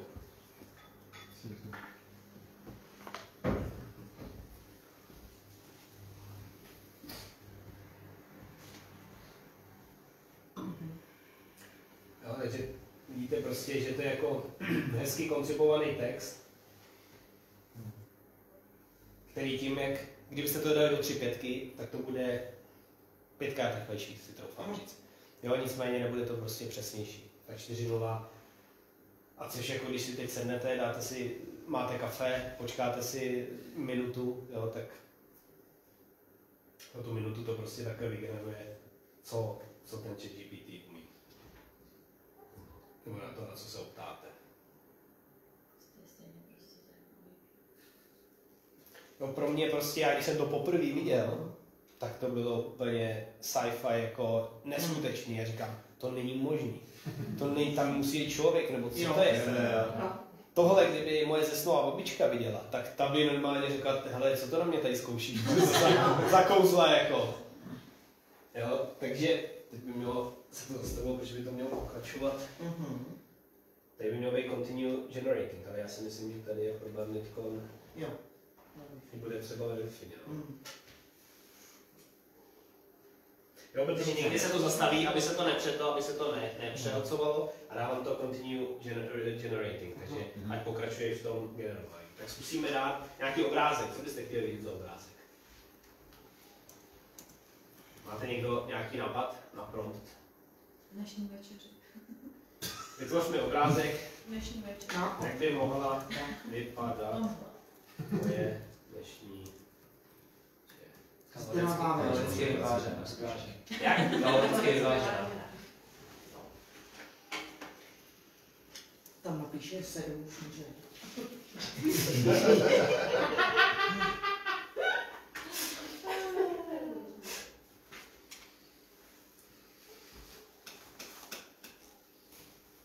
Takže 7 už neřekl. To je hezky. Já jsem 4, to se dá. To zní Takže nebudeme nic, to vyšlo. Tak to nevypadá špatně vůbec, že? To advokáto. To je jako musím říct, že to bych si dal klidně. To avokádo tam, ten kuřecí steak. A tady jako by se, když bych se na to kouknul, tak nevím, jestli bych poznal, že to je generovaný nebo ne. To by zase, ale může být... Ono, když se koukneš na monitor, přesně, ono tady na tom projektoru to bude zkreslený, ale... No, je takový jemný. No. Je to takový jako hezký, Hezký, takový hezký ostrý jako. Přesně to, co chceš, aby tě nalákalo na tohle večeři. Bo já zkusíme dát ten... Zkusíme to teda anglicky.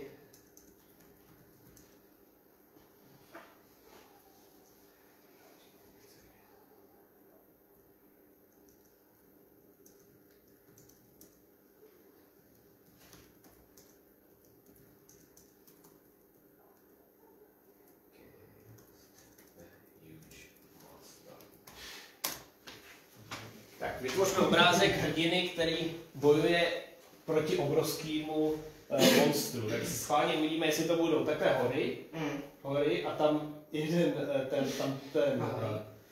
to monstrum a tam dole bude ten hrdina, tak jsem zvědavý. No pak se dá tam dodat, že to je v pekle, nebo... Tady to je super třeba pro děti, když chceš dělat nějaký zajímavý... Já jsem viděla, že takhle dělali český přísloví. Aha. Že předělávali český přísloví, jak by to vypadalo podle téhle inteligence, jako já nevím.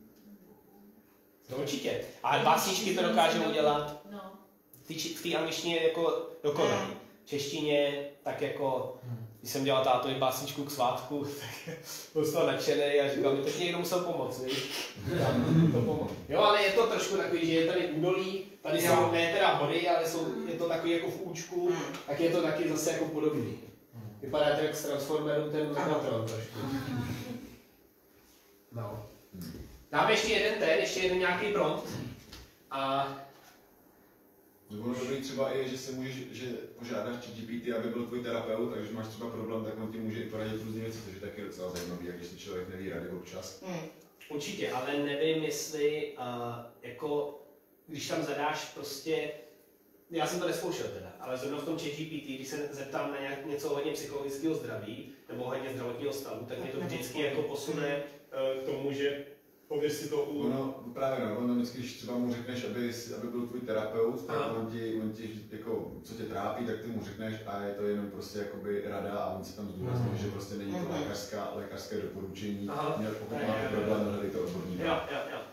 Ale nevím, jestli je individuálně jako k tobě, když řekneš, ale mám problém s tím, ale že ti to řekne spíš obecně k tomu. Záleží, jestli se jak to napromptuješ. No, jasně no. Dá se s tím hodně hrát, Tak zkusíme něco zdravotního. Ahoj.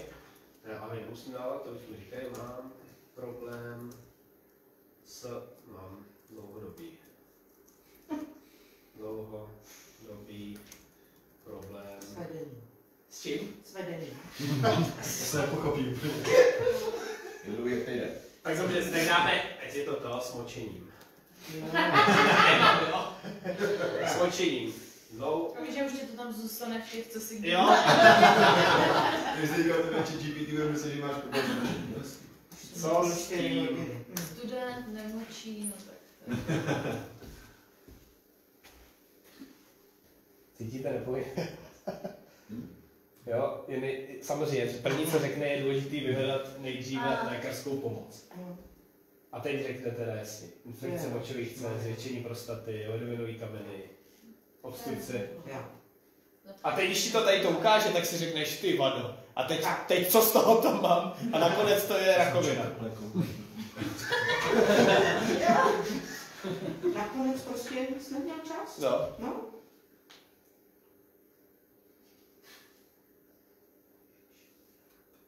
Jako, to jsem jako na tohle, co jsem se tady nikdy neptal, jako že intencionálně, že bych fakt chtěl to prostě, neptal jsem si jako, že mě to zajímalo, jak to odpoví. Jo, že pitný režim, teplý koupele, nevyhýbejte se lékařský péči a konzultace s odborníkem. No, tak asi to bychom dokázali taky, že? Říct.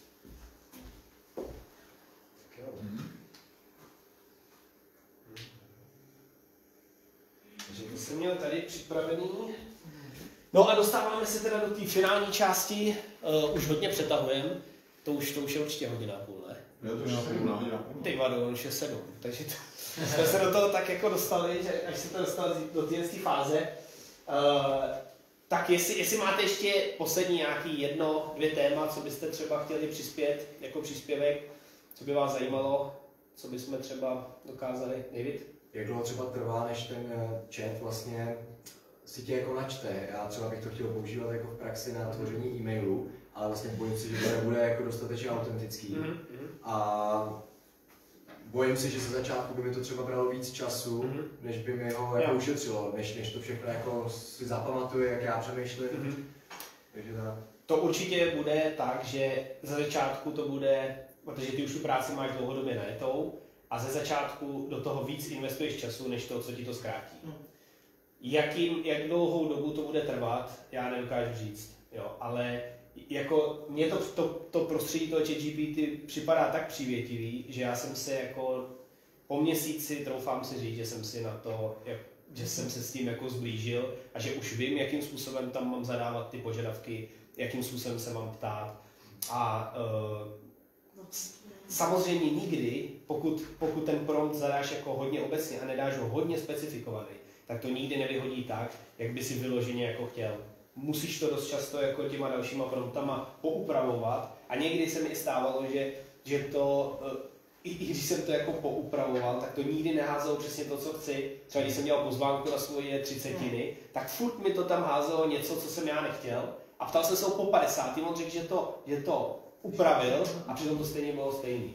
Jo, takže to, v téhle fázi, že by to bylo tak, to fakt už musíš mít čip po tom mozku jako v rámci to, co Elon Musk dělá, aby tě to načetlo přesně to, co ty chceš a aby to udělalo přesně tak, jak chceš. Jo, takže běžný, krátký maily, který děláš, to ti to čas neurychlí, nebo neoptimalizuje ten čas. Ale pokud budeš dělat něco dlouhého, na čem se chceš hodně zamyslet, chceš se něčím inspirovat, co by ti jako normálně nenapadlo, tak tam ti to ten čas jako optimalizuje. Ale u těch fakt malých jako niancí, malých věcí to fungovat podle mě nebude. Jo, ale když třeba teď jsme na městě řešili nějakou smlouvu, tak já tu smlouvu vezmu, nahraju ji tak. Přesně tak. Protože, ale to ti zase napíše, že vlastně tam není nějaká právní rada, že jo? Přesně tak. To je prostě na tobě, jak se rozhodneš, jestli tomu v tu chvíli důvěřovat, nebo prostě nedůvěřovat. Tak víš, v jakém oboru třeba dělám, tak jako v čem by se to dalo využít, jako u mě, nebo já vlastně... To řekne, že to udělá práci líp než ty. Jo. Ještě se pohádám. Já jsem lepší. On nemá emoce, takže ono se chce těžko pohádat, ale já přemýšlím, jak to jako pojmout tohle. Ty děláš i jako vzdělávání taky, co vím, mezi vlastně kolegama, že děláš nějaký prezentace a podobně, tak třeba v této oblasti si myslím, že ti to může pomoct hodně. Když do toho zadáš u nějakých specifických klientů, jak by si řešil nějakou investiční strategii, je tohle vhodná investiční strategie třeba, ty bys ji tam nahrál, tak tam si myslím, že ti to může hodit jako názor a v tom ti to třeba pomoct. Víš, že ty se budeš rozhodovat, mám zainvestovat do SAP 500 nebo mám zainvestovat čistě jenom do jedné akcie. V určitým tom, pro tohohle klienta, který má tohle riziko, zvážuje, trh je v téhle fázi, co bys mi doporučil? Tak v téhle situaci si myslím, že ti může hodit jako validní myšlenku, na kterou ty by si musel si udělat jako dlouhou analýzu a nebo třeba vysvětlit nějaký pojmy, prostě je spousta pojmů, nových věcí u vás, které přicházejí a v rámci vysvětlení, že jo? Jako zrychlení toho procesu, kdy si zjišťuješ ty informace. No, tak nějaký takovýhle investiční rady, tak toho bych se jako asi bál skrz AI, protože to čerpá právě z toho, co tam jako naházel lidi a dneska se ty názory jako tak strašně moc liší, že by to jako vyplivlo. Ale pravda, že třeba na ty pojmy se to dá asi použít, když chceš udělat nějaký shrnutí pro klienty. Teďka použil jakoby Míra na něco, že dělal vlastně nějaký návrh a vlastně vytáhni mi vlastně z toho finančního plánu pojmy, které by mohly být jako hůř pochopitelný a dej tomu definici, že jo. Takže mu to jako a fungovalo to dobře? No, použil to na prvním klientovi a vlastně když nevěděl něco třeba té pojistní smlouvy, jako co to znamená ten pojem, tak vlastně vedle byl soubor, kde byla definice toho daného slova. Věřím, že třeba v tomhle to může být dobrý, no, než si říkat jako o konkrétní jako doporučení nebo radu. No. Třeba i jako v osobním životě. Jo? Já si myslím, že dost často člověk může v rámci osobního života nějakých jako jednoduchých rozhodnutí, nevím, teď přemýšlím, jaký příklad by to mohl být. Má si vzít. Prej, tuhle nikdy. Prej, nahraj mi fotku, tuhle nikdy. Tak jako, nevím, prostě jsou oblasti, do kterých určitě ta umělá inteligence mohla pomoct. Musel bych se jako teď z fleku, nevím, co bych víc vymyslel. No tak já jsem tam viděl v tom seznamu, že jsi tam měl třeba výhody, nevýhody podnikání. Tak věřím tomu, že takový ty základní body, které jako člověka jako hnedka netrknou, tak to tam může jako vyhodit. Nebo třeba ti to hodí názor. Tam je superový, to je dobrý point, že člověk, když se o něčem rozhoduje, nebo máte nějaký životní rozhodnutí, třeba podnikání v oblasti, nevím, cukrářství, jako Denis má, tak vy mu řeknete vaší situaci, jaký máte plán, co byste chtěli jako, dělat, čeho byste chtěli dosáhnout a on vám hodí, nebo to ChatGPT vám hodí názor bez té vaší emoce. Bez toho, kdy vy vlastně to chcete udělat, vy chcete jít studovat vysokou školu, ale nemáte na to teď možnosti, ale chcete to jít udělat, tak a zhodnocujete si sami rizika, tak ten ChatGPT vám je zhodnotí tak, jak opravdu jakoby jsou ty rizika. Bez toho, aniž byste do toho dali vlastně ten svůj vnitřní subjektivní pohled, což zase na druhou stranu. Já jsem o tom, jak se staví baráky a jestli nám vyjde ten finanční plán, zda jsme to řešili, jestli vlastně ten barák dostavím nebo ne, já jsem o tom nic nevěděl. A prostě jsem se do toho vrhnul. Kdybych to dal do ChatGPT, tak mi ty rizika řeknou, určitě do toho nechoď. Jo? Když jsem do toho šel a ten výsledek jakoby se dostavil. Jo? Takže zase, jsou to dvě věci, kdy prostě, kdy je jako těžký tady říct ultimátní věc, jestli jako se v některých oblastech radit nebo neradit. Ale určitě vám to dá, pokud chcete, tak vám to dá prostě bezemoční rizika, nebo ukáže vám to ty rizika tak, jak opravdu jsou, prostě objektivně. Zase, je to čerpaný z nějakých zdrojů, jestli jsou objektivní, jo, můžeme se o tom to další jako věc, no. Takže já se jako s tím radím. Já když mám nějakou myšlenku, kterou chci zrealizovat, například i ohledně tady to školení, nebo ohledně tady ty přednášky, nebo toho, co jsem dělal předtím, tak jsem se prostě na to ptal. Jo, řekni mi, tohle to dělám, jsem tímhle s tím, tohle to mě zajímá, mám do toho jít, nebo řekni mi ty rizika, které tady jsou. Jo, a tím se i na tom jako učím, čeho se vlastně při tom třeba přednášení vyvarovat, nebo ne. Nebo právě se na něco zaměřit. Nebo třeba dělám prezentaci, takové prezentace tam nahraju, řekni mi, co bys tam ještě doplnil. Jo, takže v rámci třeba pro učitelskou profesi si myslím, že to je úplně jako dokonalé. No a takže ta verze 4.0 tam má nějaký data a dejme tomu už uplynulo teda další 4 roku.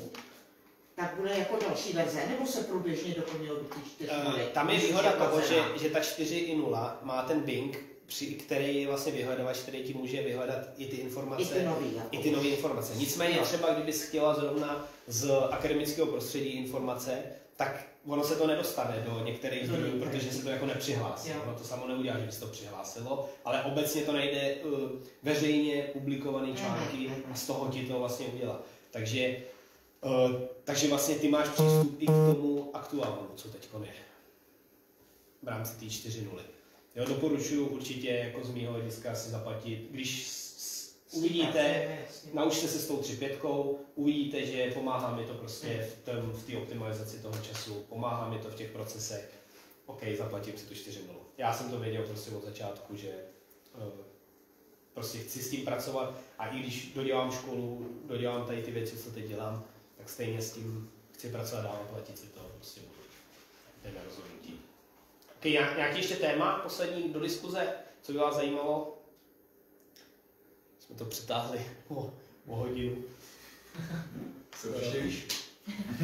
Ano, přesně do příště vím, jak to. Já jsem vůbec nevěděl, teda netušil jsem. Za první jsem nedělal žádný přihlašovací formulář, kdo přijde, jako věděl jsem, že někteří jste mě psali, tak jsem s tím jako počítal.